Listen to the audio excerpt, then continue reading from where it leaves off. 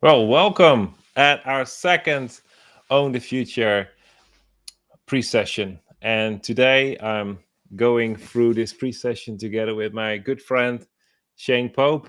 And welcome, Shane.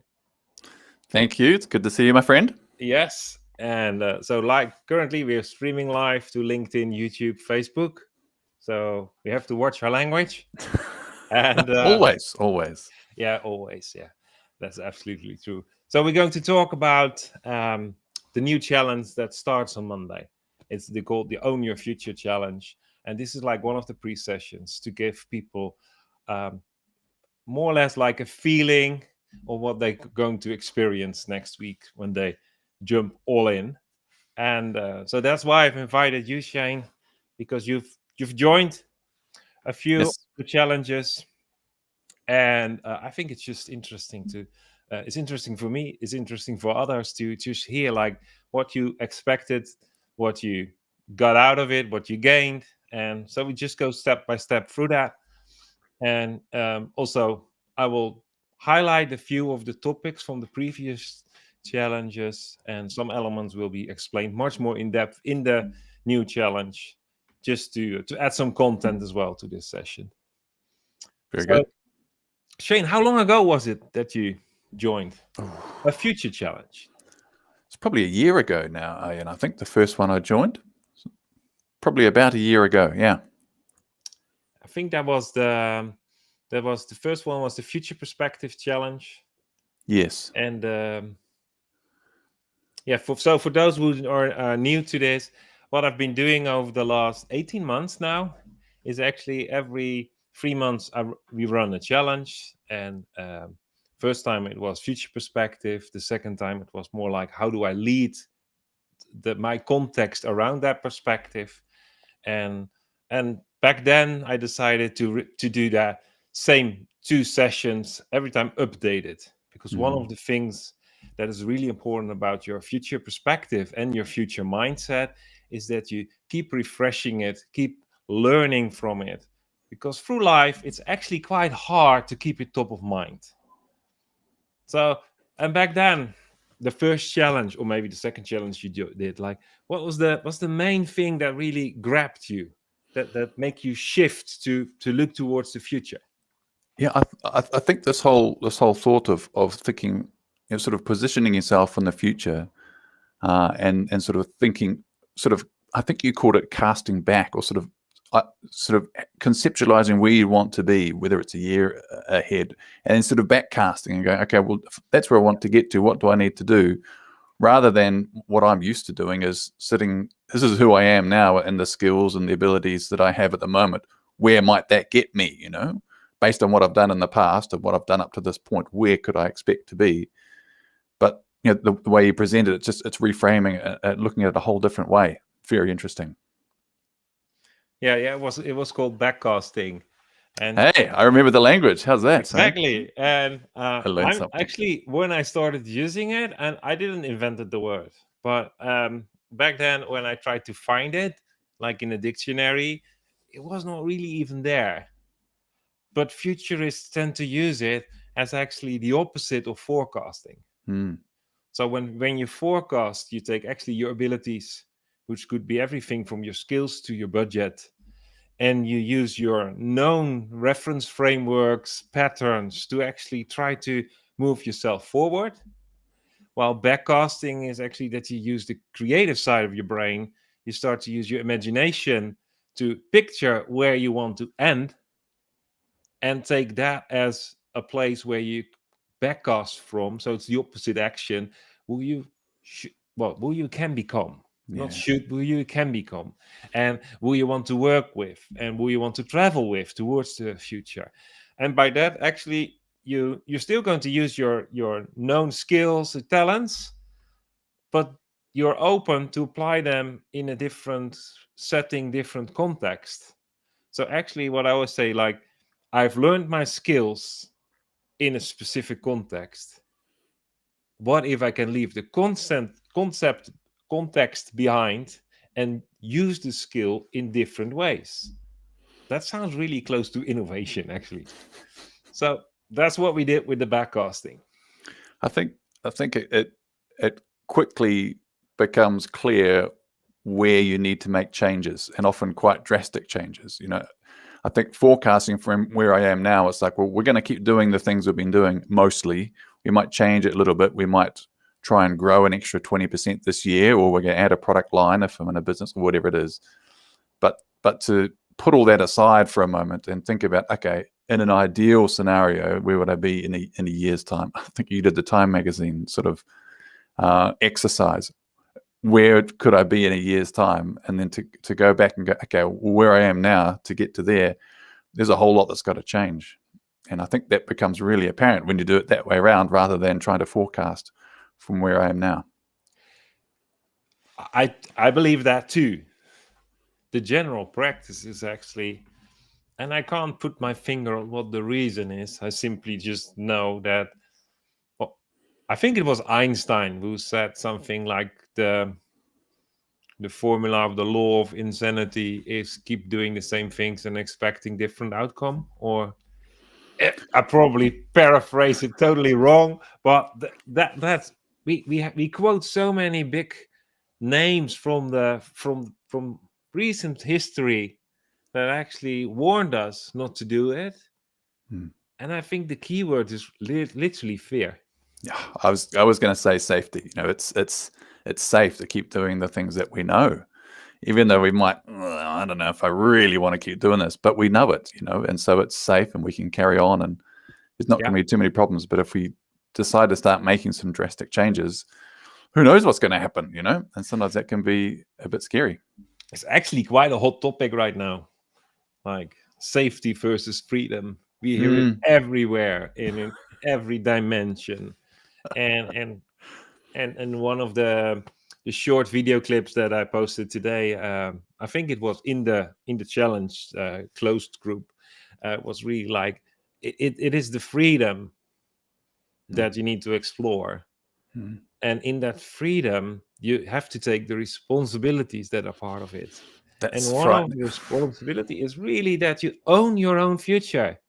Like you own your own mess, and you clean it up yourself, and you own your own development and your learning. There is simply no way that we can outsource it and still have the fulfillment of purpose, of life, and the happiness and the well-being.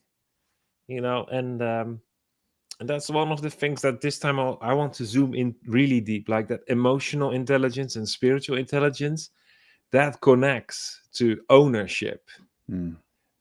Because it is not just for performance or perfectionism or results. No, actually, it's all about well-being and contributing what you carry.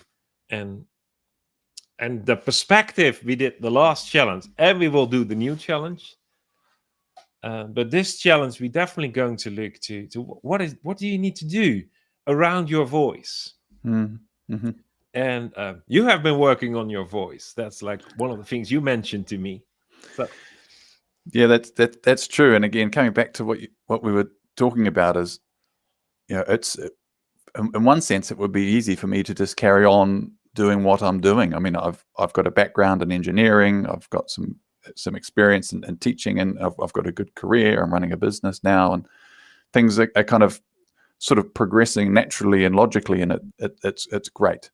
But there's something else sort of stirring inside of me that I feel needs to be expressed somehow, but it's trying to figure out what that is. And I think you're right. One of the big keys is finding the language around that, how to express what it is that we're called to do, and we're called to say, and we're called to contribute.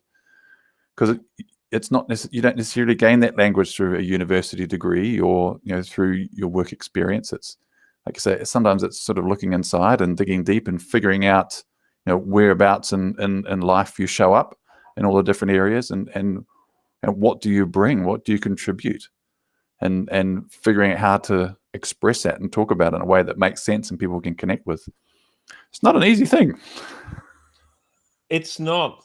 I believe, like from seeing it from many different directions. One of them is futurizing, but also if you listen to marketing, sales, team development, every time it's about clarity and the right words. It's every time about the story and the language. And it's something we actually tend not to focus on. Definitely not during formal education, because it's actually knowledge that we try to replicate through traditional education. And if I just take the word knowledge, it's like known language. It's known expression. And for the future, we need new language. So one of the things that I just want Knowledge. to, Knowledge. There you go. yeah, From knowledge. knowledge to knowledge. There you go. Yeah, I will just put a trademark on that name, like knowledge. I'm the knowledge man. Yeah. Okay. I think people will have definitely understand that you have something with language.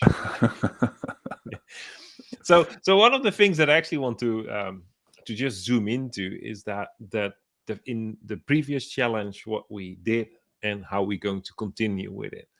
So and based on what you said, that voice, I just present something. So I zoom you out in or out, whatever. You will Me to the disappear. side. Yep. We can still hear you, and I will just enlarge my screen for those that are watching to see the content. So, like one of the key elements, actually, in the whole approach of both personal development, coaching, but also futurizing, is actually that we start to get hold of that the three areas of life, and I love to work with it. Like most leaders, pioneers, entrepreneurs say, "Yeah, I have multiple things I'm doing." Well, I would just say that's like just occupation. In the future, they probably will, when they are released from their current context, they will probably work together for something new in a total new context. So I'll just take that as the bubble of occupation. And of course, we have home and we have society. And one of the things that we definitely need to understand is that they interact. And on that interaction, so I love to work with Venn diagrams, because to me they gave a simplistic, holistic perspective. So I'll use another one in this session as well. But between I spent some years as a maths teacher, and so I'm on board with Venn diagrams, 100%. Yeah, because when you have different areas and you can bring it down to three and you create a Venn diagram, you really can dig in to where the interdependability starts to happen, where synergy can be found. So just imagine that your future home, your future occupation, and your future society, they start to blend in to and have intersections. And the ones that I have found in the journey to convergence, and in the future I imagine there have a different content, is really like between occupation and society. It's where I serve. That's where I serve value. It's the contributing of value. We all have unique value, and this is where it starts to happen, because the delivery zone is the society. Well, the production zone is the occupation. From home to society is where I lead. Like all leaders stumble when something happens and they seem not to be authentic. So if you are leading based on words and language and you're not living it yourself, it's just a matter of setting yourself up for, well, fall. And then we have support, because within the home, it's support. Maybe you call it sustain, but it is a household where we work with our people, with our staff, or just around the family table with our kids. It's like we support it. And that's where those things work together. So I don't go too deep in it. I just leave it on this initial level. And the next step is actually that if it really starts to come together, I can find my voice. I can find my voice because everything starts to work together when, of course, they all start to align up to what I imagine of my future. Then the next step is that out of this voice, there's force. First and all, the authentic expression. So I have my own language, I have my own explanation, and that sounds authentic. That attracts people. So that's how I lead. But it's also giving expression of my unique value. And actually, it's one of the core things of executive coaching that we start with the not the assumption, but actually like the baseline that everyone has a unique voice that makes the person authentic, and everyone has unique value. And when we can bring that to the surface, both you and your surroundings will be a better place, will be more happiness, there will be more learning. So that's actually the start of what we just talked about. Hmm. I'll just bring you back. Still here. Yeah. I heard you agreeing. Like, what's that? Yeah, yeah. Technology. It Yeah. works today. Yeah. Yesterday, it just abandoned us. So, but it's good. But you talked about finding your voice and doing your business, aligning it, um, but also imagining it into a future context. So is there something specific that you think that really is for me that changed my perspective, and it could be the game changer you're looking for? Cool. That's a big question. I think part of what I'm realizing is, and it's interesting that you bring those three circles and the way that they work together.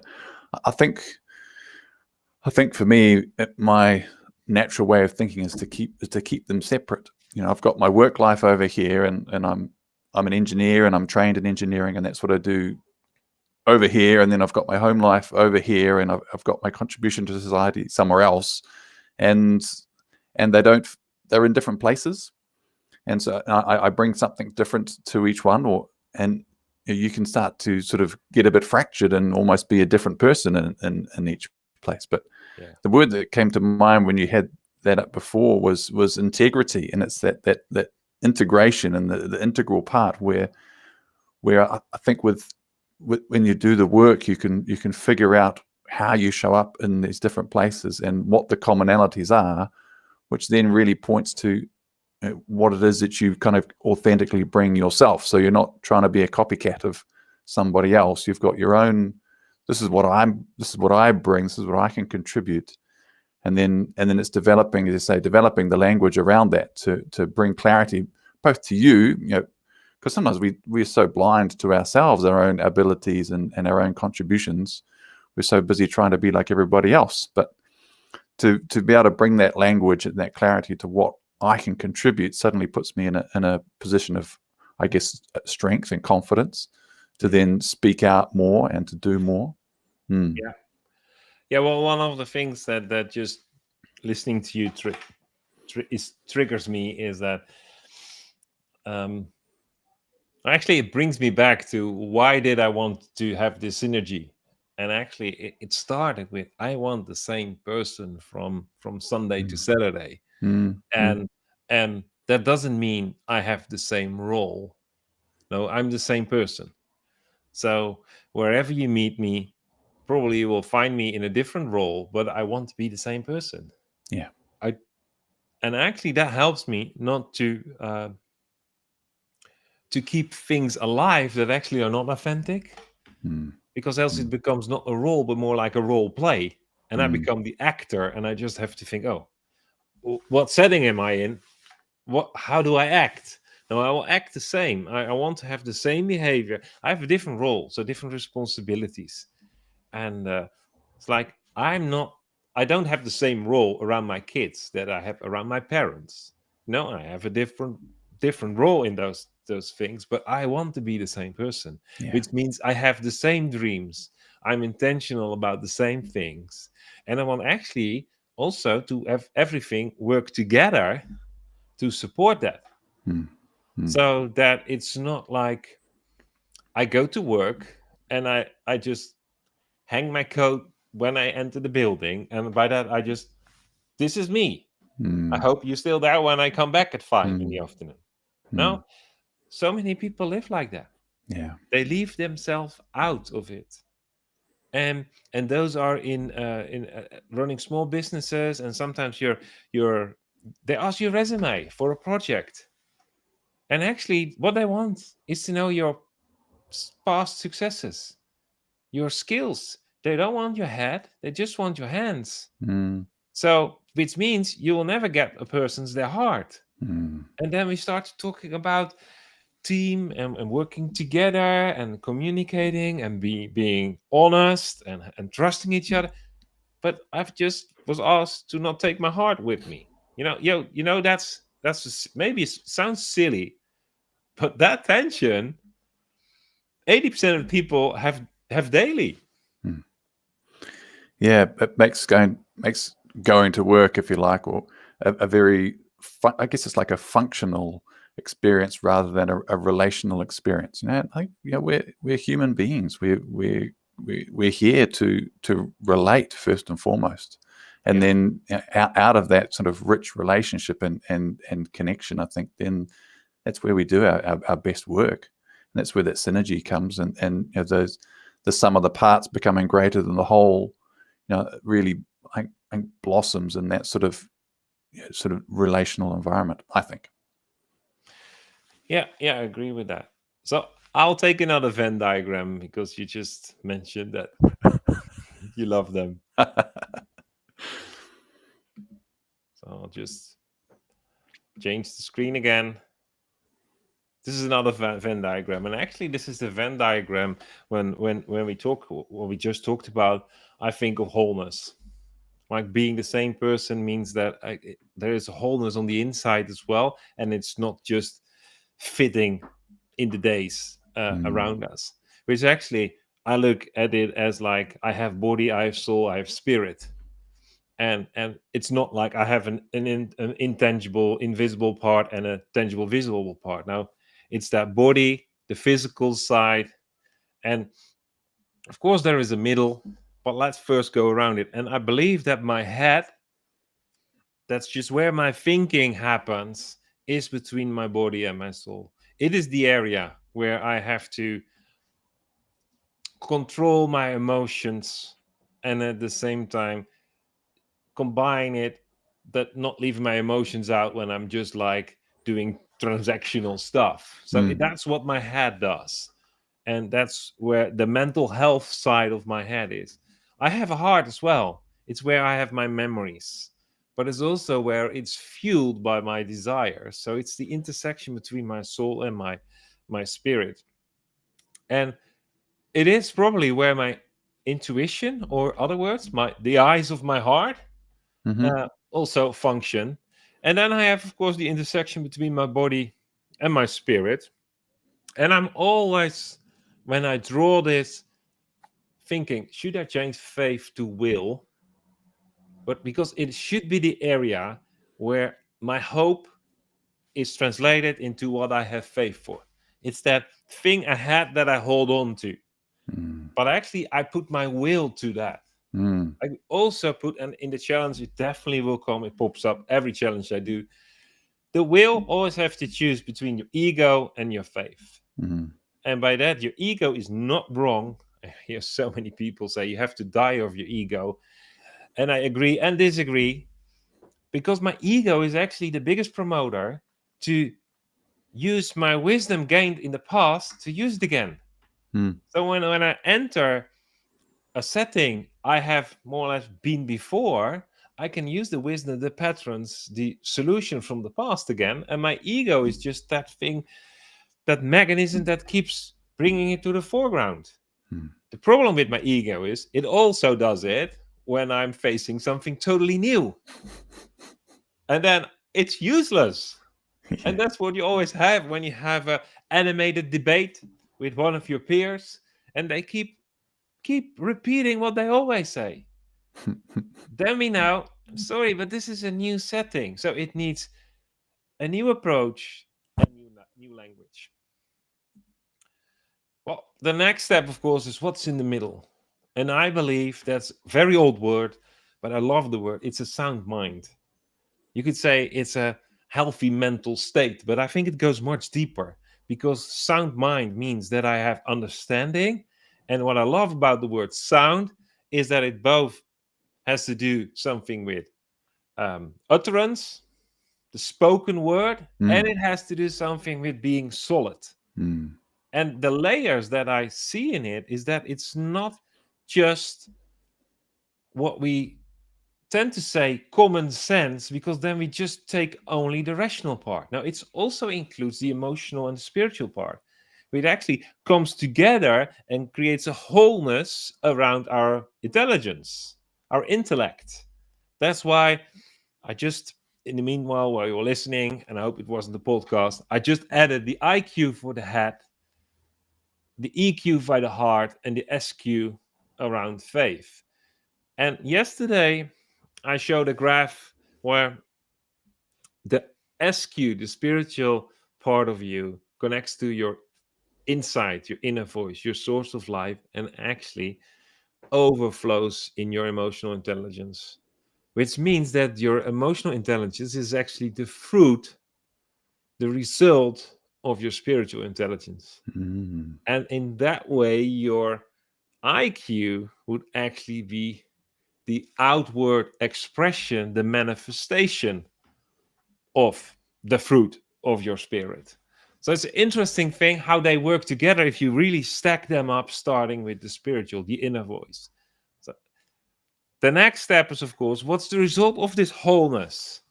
Again, authority and a unique voice. And this is not just a nice to have. No, actually, this is your main tool to create your future. This is how you create clarity. This is how you create new things. This is how you encourage people and you inspire. When we are together with the peers that really want to pioneer the same direction, this is where it happens. You have to speak from your authority. Then there will not be a debate about who's right. When we know that everyone speaks from their authority, then we will just benefit from each other. Which brings Mm. me actually to language. And I just go a bit faster. I think the development of language, the search for the right words, is the hardest part of creating the future. It is the part of this mindset, this process, journey, I like to call it, what needs like a daily exploration, a weekly reflection.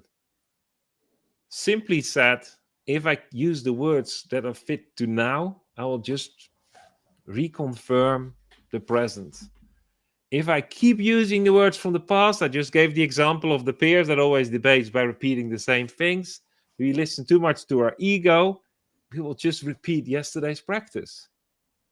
But what if we find new language, not connected to anything manifested yet, anything demonstrated yet, Mm. that actually by speaking it and getting it on top of our mind, we start to create tomorrow. So, with the language, the power of the tongue Mm. controls death and life, Mm. that the ancient saying, and I think it's absolutely true. Mm. And life is that new thing ahead. Life always goes forward, increases, and goes upward. So, it is not just luxury to have a new fancy word. Actually, it's the whole process of finding it and testing it and failing with it Mm. and getting up again. So the last one I just thought to add is like just to put that on text is that we really should put a lot of effort in finding, developing new language, the right words that are connected based on what our vision or what we have faith for or what we have put our will to. And by that, that language that really gives expression of what we are anticipating for, because we anticipate for something to emerge. And this again is where emotions and vision, the spiritual, the emotional, and the rational comes together in this whole process. And it's not just a quick fix. It's not just once in a year thing. I think it's an ongoing thing. It's an ongoing Yeah. practice. Yeah.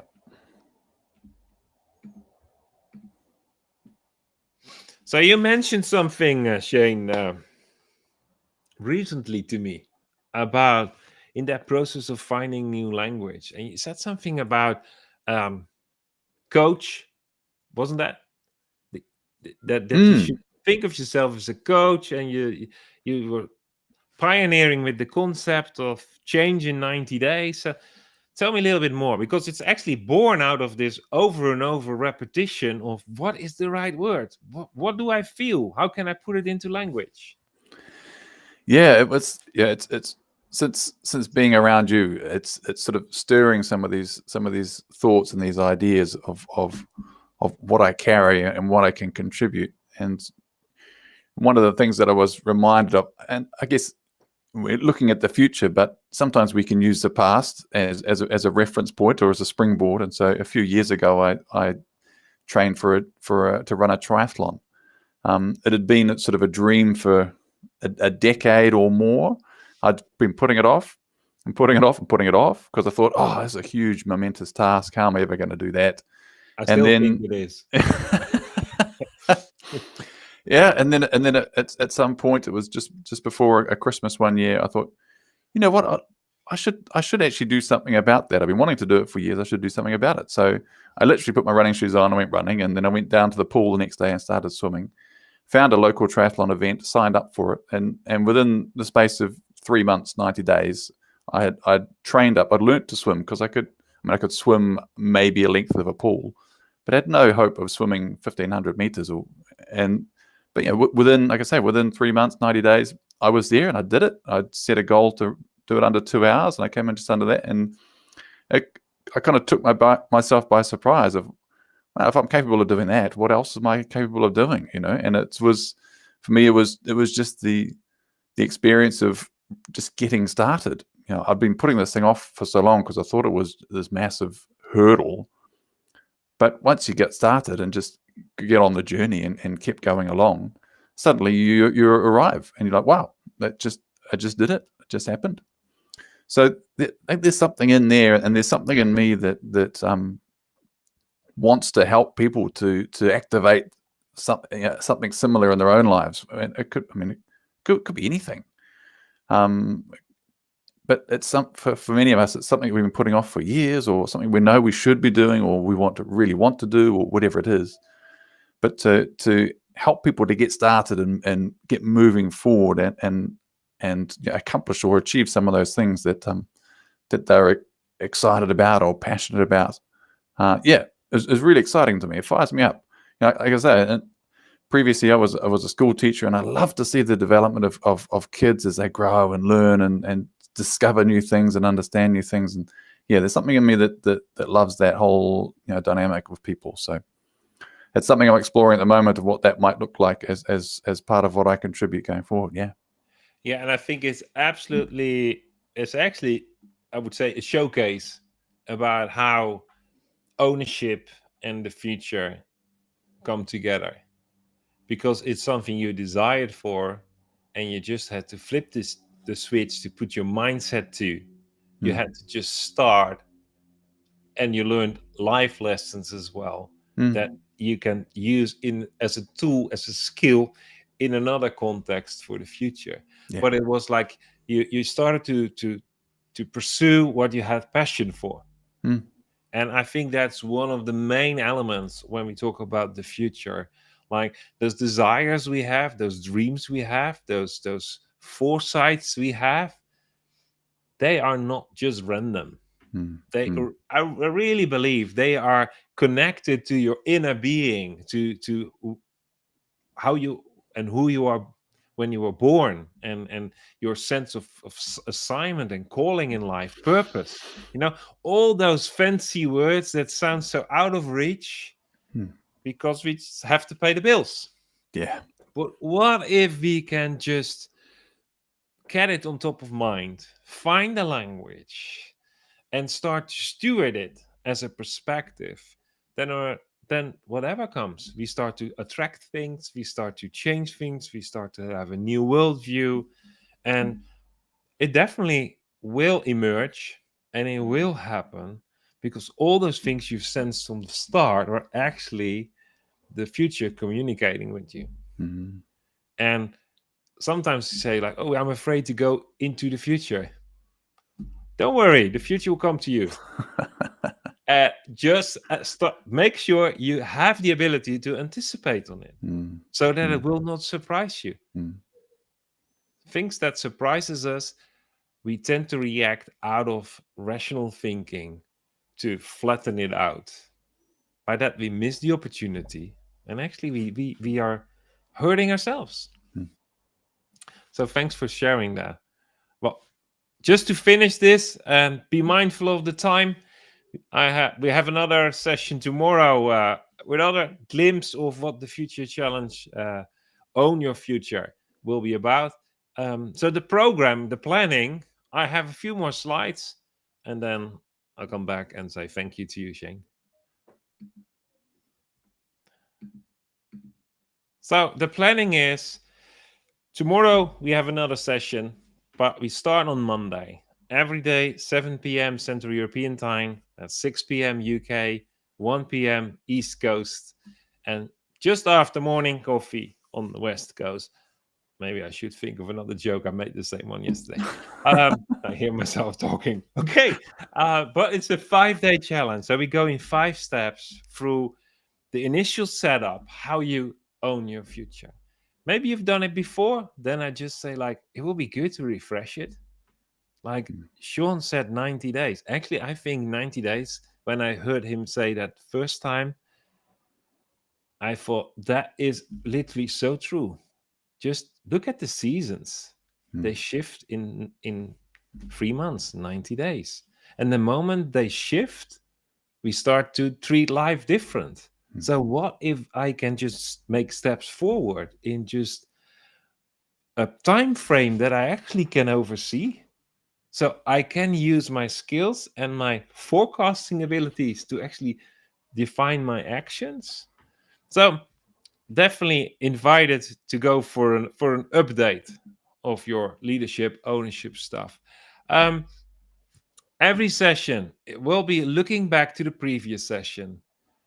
It will introduce a new facet, a new topic, and we will have always an assignment for the next day.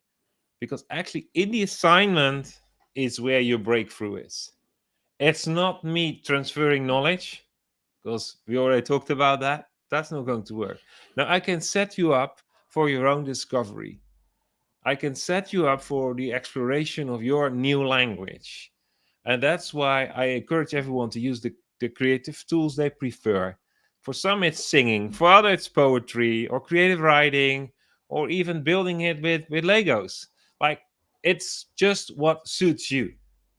And the the most important thing is that actually you always do this verbal processing. Hearing yourself explain it to yourself is actually where you hear the new language for the first time. When you upload that, you inspire others and others will give you feedback. So that's why we have this closed group where besides the replays, also the homework can be uploaded for peer-to-peer inspiration and peer-to-peer feedback.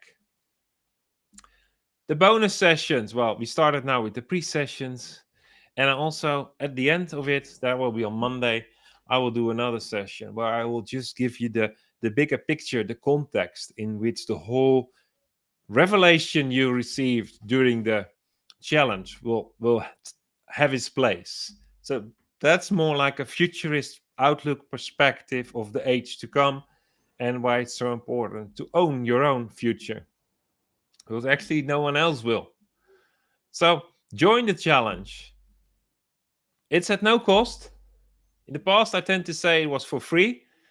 It's not for free. It doesn't cost money, but it really, well, asks your attention, your energy, and to go all in and to find out yourself. Like, lead yourself in this one. There will be replays. There is online Q&A. There is online interaction on the videos.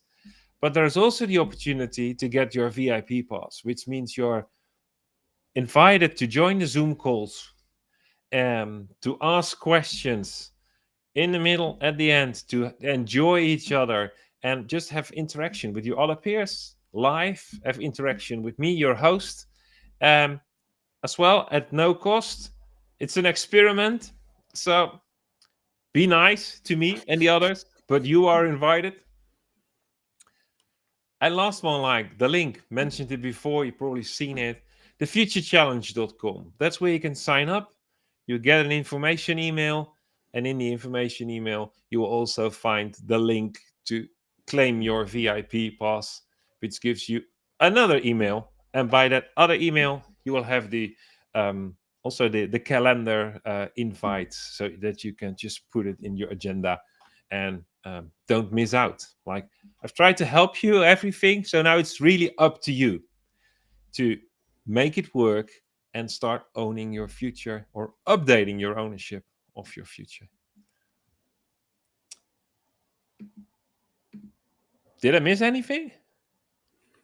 Don't think so. It's pretty comprehensive. Else I will just add it tomorrow. The cliffhanger. I think I missed something, but I don't know what it was. Yeah. So thank you for hanging out with me. My pleasure. With half the world watching. Yeah. But it was a pleasure, and I really enjoyed seeing you go in the challenge and taking this creative stance of, I don't know yet, but I want to test it. And you shared a little bit about what you are exploring and discovering, that what things you forgot. But it's really, you're a true inspiration for actually the peers that are part of that process as well. And so thank you for your time today.